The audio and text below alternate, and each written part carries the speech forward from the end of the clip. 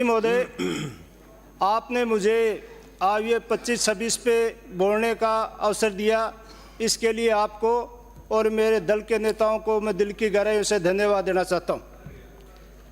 एक दक्षिणी भारत के बहुत बड़े स्वामी और संत हुए हैं, उन्होंने कहा है कि देश की बर्बादी के लिए वो हर व्यक्ति जिम्मेदार है जिसको ये लगता है कि शिक्षा, रोजगार और चिकित्सा से महत्वपूर्ण धार्मिक मुद्दे होते हैं।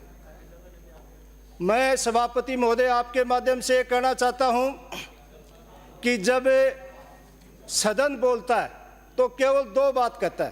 पहली बात मोदी चालीसा पढ़ना कि मोदी जी ने ये किया, और दूसरी बात कहता है कि विपक्ष ने क्या किया, ये क्या किया।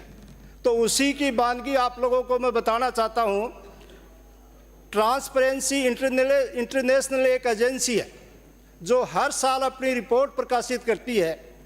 उसके अंदर जो भारत है भ्रष्टाचार के बारे में वो 93 नंबर पे था, और भ्रष्टाचार के दलदल में हम क्या कि 3 कदम आगे बढ़ गए। छोटे छोटे देश थे उनसे भी हम आगे बढ़ गए। ये क्या कि 1 साल के अंदर हुआ। इसी के साथ वर्ल्ड हंगर जो इंडेक्स है उसके अंदर हमारी स्थिति 105वें नंबर पे है। सभापति महोदय, जो देश सबसे ज़्यादा टैक्स देता हो, वर्ल्ड के अंदर सबसे ज़्यादा टैक्स देने वाला यदि कोई देश है तो वो भारत है, और वो 105 हंगर इंडेक्स के अंदर है।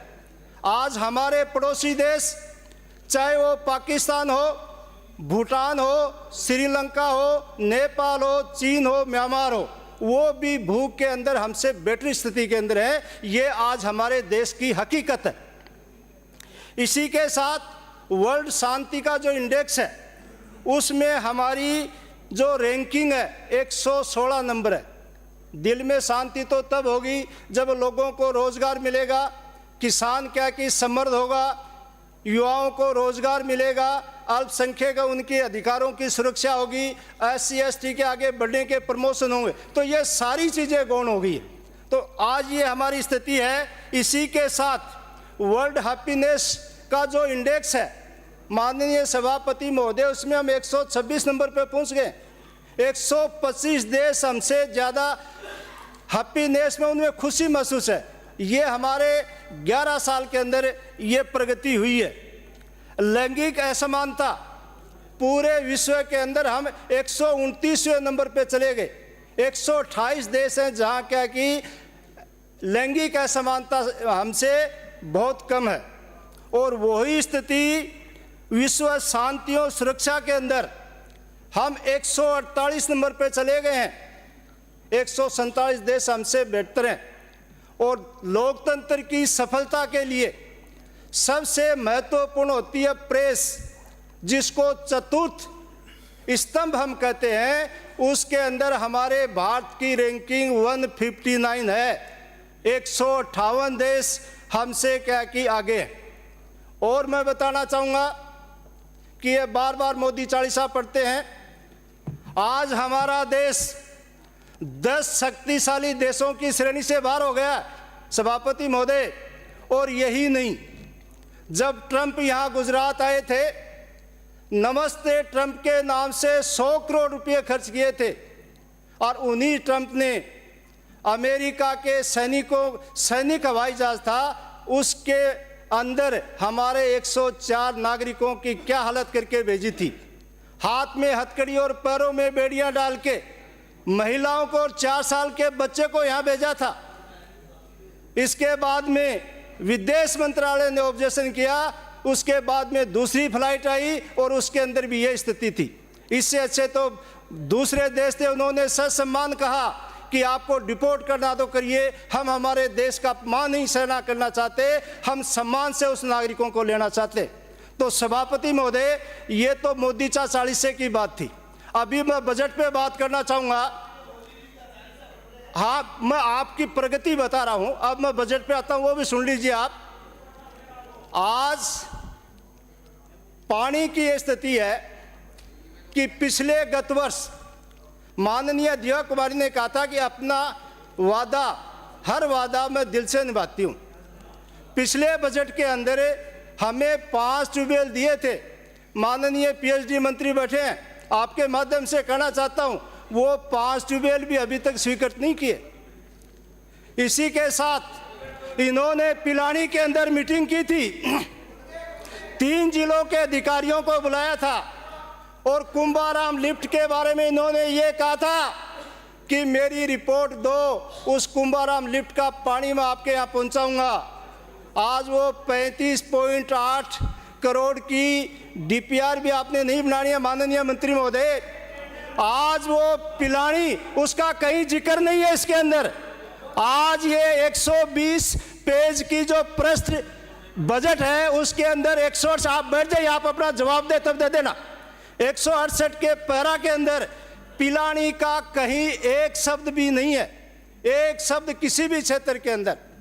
आज जिस यमुना जल की आप बात करते हैं, माननीय मुख्यमंत्री महोदय, उप मुख्यमंत्री महोदय, प्रभारी मंत्री महोदय चुनाव के अंदर गए थे, बड़े बड़े होर्डिंग लगाए और ये कह रहे थे कि शेखावाटी के अंदर आप बैठिए, आपका टाइम नहीं है। Sit down please, you are not allowed anyone, sit down, you are not allowed. I am speaking, this is my time, I will speak, so please sit down.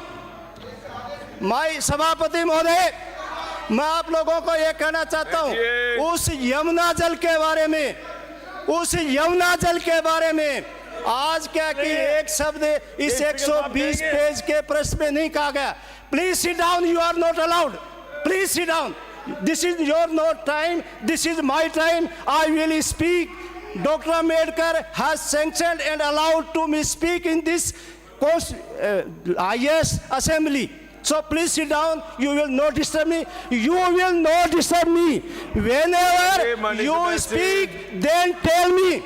आपको बीच में डिस्टर्ब करने की कोई आवश्यकता नहीं है। मैं ये बोलूंगा, उसके बाद में माननीय मंत्री महोदय जवाब देंगे। माननीय मुख्यमंत्री, आप इनको बैठाइए।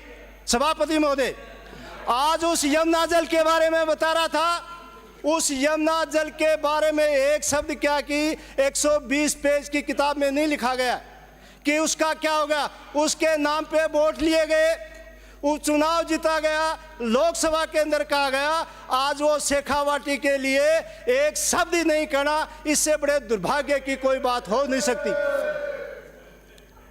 माननीय सभापति महोदय, इन्होंने पिछले बजट के अंदर कहा था माननीय मंत्री महोदय ने कि पिलानी विधानसभा के अंदर जितने ड्राई ट्यूबवेल हैं वो सारे के सारे सैंक्शन करूंगा। आज तक मतलब क्या कि माननीय मंत्री महोदय ने एक ट्यूबवेल सैंक्शन नहीं किया। राजस्थान के अंदर 200 विधानसभा, उन 200 विधानसभा के अंदर पिलानी विधानसभा के अंदर एक भी कार्य सैंक्शन नहीं किया है, चाहे वो पानी का हो, चाहे ऊर्जा का हो, चाहे शिक्षा का हो, चाहे चिकित्सा का। इससे बड़ी बदले की भावना, प्रतिशोध की भावना राजस्थान के इतिहास में कहीं आप देख नहीं सकते। इससे बड़ा दुर्भाग्य क्या होगा। ऊर्जा की हम बात करते हैं, आज 440 केवी की बात करते हैं, 120 की करते हैं। पिलानी विधानसभा के अंदर सबसे ज्यादा घनत्व किसानों का, वहां सबसे ज्यादा ट्यूबवेल किसानों के हैं, वहां सबसे ज्यादा जीएस की आवश्यकता वहां। माननीय मंत्री महोदय, आपने क्या कि 11 केवी का भी एक सैंक्शन नहीं किया, जबकि आपके पास यहां 80 ने प्रस्ताव भेज रखे हैं। इससे बड़ा दुर्भाग्य इस प्रदेश का क्या होगा जिस विधानसभा में 11 केवी तक का ट्रांसफार्मर क्या कि सैंक्शन नहीं हो। आज चिकित्सा की बात करते हैं, चिकित्सा के अंदर बड़े हॉस्पिटलों की बात नहीं, कोई बड़े क्या कि सामुदायिक स्वास्थ्य की बात नहीं, प्राथमिक स्वास्थ्य उपकेंद्र है वो भी एक सैंक्शन नहीं किया गया।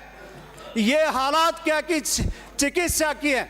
और शिक्षा का तो कहना ही क्या, किसी विद्वान व्यक्ति ने कहा था कि जिस देश के अंदर मंदिरों की छतें सोने से ढकी हो और विद्यालय की दीवारें में पानी टपकता हो, वो देश कभी प्रगति नहीं कर सकता। अरे इन्होंने तो 450 स्कूलें बंद कर दी। इससे बड़ा दुर्भाग्य क्या होगा। आज ये- मैं आपको बताना तो माननीय मंत्री महोदय, आप बैठिए, यू आर नॉट अलाउड, आप नीचे बैठिए, जब आपका नंबर है तो बात करना, आप अलाउ नहीं करेंगे। मैं एक भी तथ्य गलत नहीं कर रहा हूं, आप बैठिए नीचे, यू आर नॉट अलाउड, बैठिए नीचे। ने कैसे कह दिया अंकित महोदय, सभापति महोदय, इनको नीचे। श्री लक्ष्मण